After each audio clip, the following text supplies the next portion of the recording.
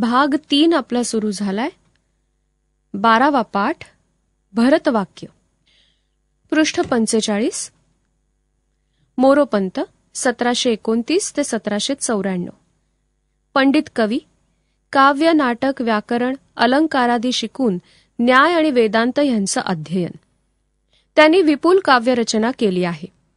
268 काव्याकृती त्यांच्या नावावर आहेत.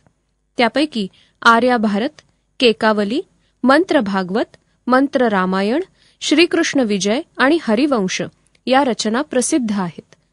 त्यांनी संस्कृत काव्यरचनाही केली आहे.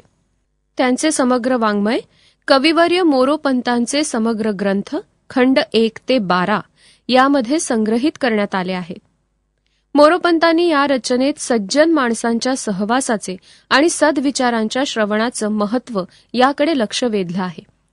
खोटा अभिमान बाळगू नये, भक्तिमार्गाकडे वळताना कोणत्याही मोहाला बळी पडू नये असं आवाहन केलं आहे.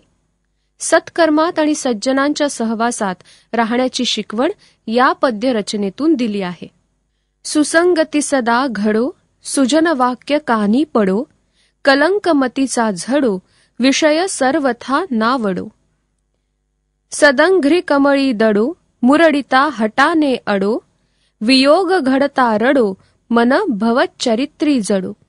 न निश्चय कधी ढळो, कुजन विघ्न बाधा टळो, न चित्त भजनी चळो, मती सदुक्त मार्गी वळो.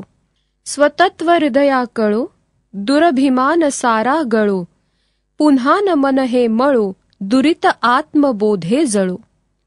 मुखी हरी वसो तुझी कुशल धाम नामावली, क्षणात पुरविल जी सकल कामना मावली.